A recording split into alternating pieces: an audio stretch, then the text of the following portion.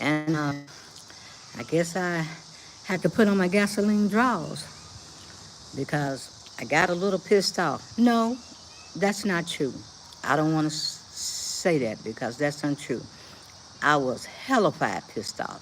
And the reason why I was pissed off is because I felt that the Democrats, the media, and donors went a little bit too long with the Joe Biden, President Joe Biden, being too old. I'm a G also, and I got to hear a lot of things that some of the people were out there saying, and a lot of it related to my age. I don't think that some of the people that in the media will catch it because they're not that age. And I could actually see who was throwing President Biden under the bus. So in this video, I'd like to tell all the people, especially the young people, that everybody you encounter in life may pretend to be your friend, but you get the opportunity to learn who your friends are. And I think that's kind of what President Biden got the opportunity to see. But he did give us something that was so masterful, and he showed the world that he knew how to sacrifice his position and to let go. And letting go is hard, and saying the word no is hard. But the two songs I want to tell these young people to go listen to, and I know they weren't born in this time, is Backstabbers by the OJs and Undisputed Truth, Smiling Faces. Because that's kind of what I do when something happens, and I'll kind of refer back to music or movies, to kind of get my point across. So this is why I came on live today, because I remember at looking at one of the podcasts.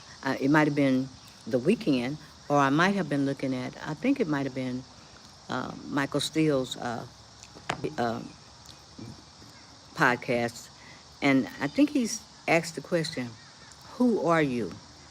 And I thought, oh my God, I might have to show him who I am today, because this didn't go over too well with me. But like I said, President Biden was the much, much bigger person, and he made that ultimate sacrifice. And since Kamala Harris is coming up to be VP, then let's all stand behind her and fight for our democracy. I was sitting here and I was explaining to my son about kind of uh, what this race kind of meant to a lot of people. And on the Republican side, there's J.D. Vance over there.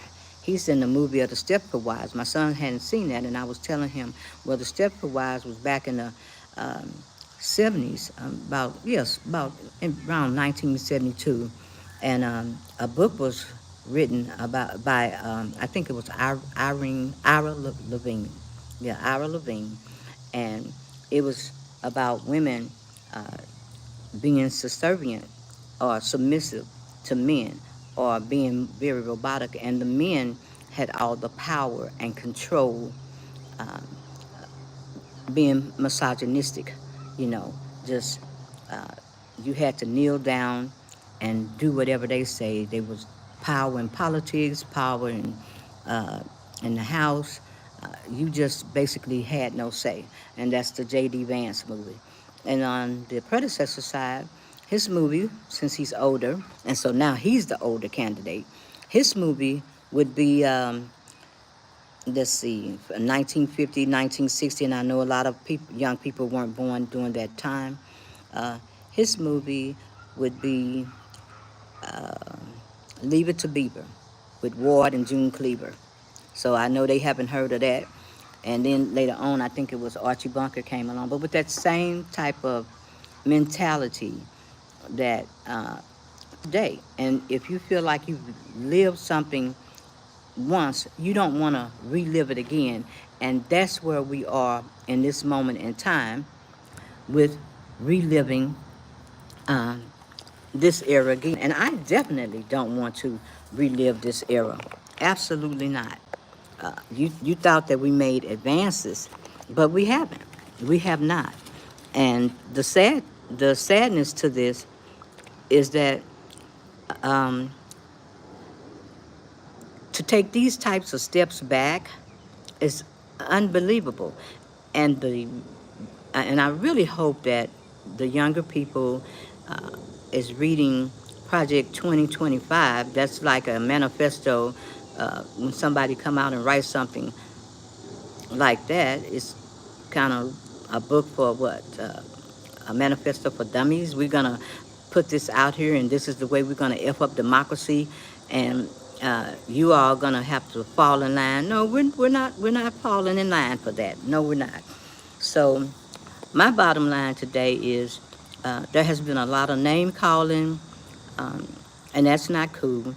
And I'm so sick of hearing DEI. I don't know what to do.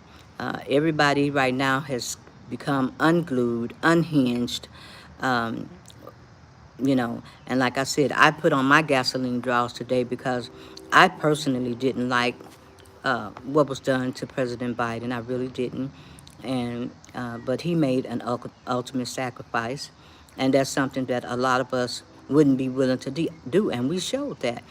Even when I started hearing words like being combative and hearing words like uh, ruminating. I think, as a matter of fact, that word was mentioned by Nancy Pelosi. And I thought, Nancy, what you over there doing, girlfriend? When you say ruminating, if I go to the doctor with me being the age I am, and they start talking about me being ruminating and combative and my, behavior changes, you set me up for a dementia factor. And I don't think that I'm at that point yet. I do have my note cards and everything with me, and I do forget some things, but that, that just wasn't, I was really pissed off about that. And I know probably President Biden has done favors for a lot of people, but, to see this come out like it did, it's going to take me a minute because I have to step back and chill from the Democratic Party.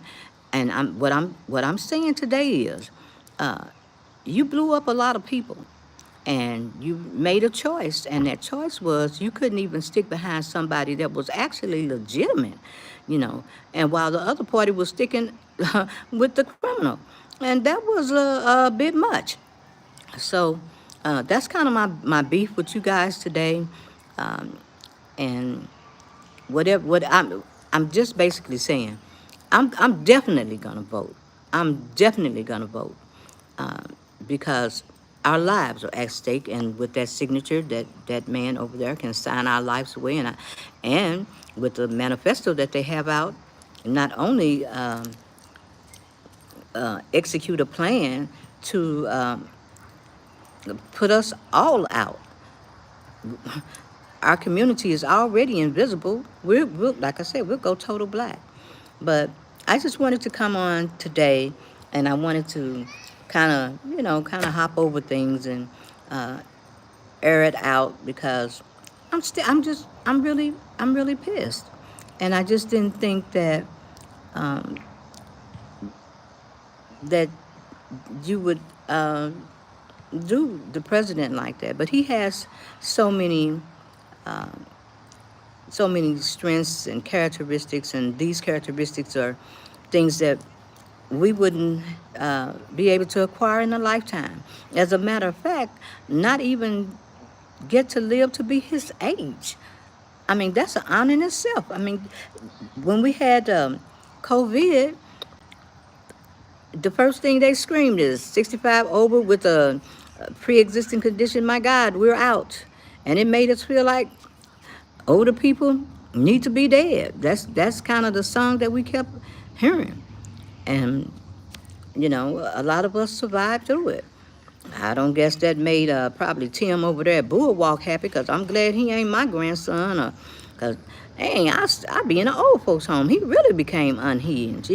Just seeing all this sadness and people being upset about one debate, that was foul. I'm still gonna say that was totally foul. And I hope that I see people laughing and they're being happy and good. I'm glad that you found some energy. I'm glad that you found uh, some happiness and joy. But basically my thing is, I'm used to being around people that are sharpshooters. Call a spade a spade. We don't sugarcoat anything. I don't try to be around actually tell lies. I just see the VP getting up on stage, and all I could see her saying is, whenever he opened his mouth, you a lie, because that's what I would be saying. But I know she can handle the candles, she can handle the burns, and I'm very proud of her, um, and I guess a lot of people are, glad to move Biden out, but I think that it could have been done in a better way instead of airing out your draws in the public, because I thought that was just so distasteful. But you young people have to remember these G's, me, and I don't consider myself an OG. I consider myself as a new G because I'm still learning, and I'm up for learning. You got to understand that who gets out there and vote? Older people be on target. They vote too. And before y'all lose y'all cool and start screaming about voting, that's a section that Kamala has to look at. And also with Joe, what had the white men's vote, and that's something that will be looked at. But once again, I just want to come out here and air my gasoline draws out before I blow my stack and, as you say, come unhinged, because it's kind of hard to uh, watch the news and look at all these people, and CNN got to looking like Fox News, and it just got to be kind of twisted. I know this has been stressful for everybody. This has been hard on a lot of people's mental health. But the the bottom line is that I hope that, and I'm seeing the energy now. I'm glad that uh, Kamala is, Kamala is exciting everybody. I hope the excitement stay, because everybody probably really needed that. But my bottom line was it could have been done in a better way, and I wanted to say that today because I'm still on fire. I feel like a flamethrower. I feel like there's a few people that I want to burn up in the news. And before I go, there's one that I still had this question in my head. I was thinking about Van Jones over there, because I don't know, I'm trying to figure out what did he do with that $100 million that was given to him by who was it? Amazon? What's his name? What's the guy's name? Amazon? Jeff Bezos. Jeff Bezos. So I guess I'm calling that out today because I don't really trust you, Van. But hey, that's just one of my things. But I will be back to probably blow up some more people because yeah, this was this was very unique, as they say. Very everything has been unprecedented, but I'm glad that people feel better um, and good. I'm glad. But the next time, think about before you execute a plan to take somebody out, to throw them up under the bus, to drag them out. Have a little bit more dignity and grace about yourself. So, um, on that note, before my phone goes out, uh, I'm gonna get out of here, and I'll probably be back to pour more gasoline on the flames before it's over with, because, like I said, there's uh, J.D. Vance and his story of the Stepford Wives, and there's the predecessor and his story of, a lot of stories. If I Only Had a Brain, and basically the his other stories that you know just I'm just wore out. I guess that's what I'm saying. I'm really wore out and tired and I'm angry. I am angry. I'm gonna be honest. I'm really angry, but and I'm really angry about the the name calling. The On the other side, it's just really too much. But I wish Kamala so much success. I wish Joe a smooth ride uh, in the days to come. And on that note, I'll be back, and I'm out.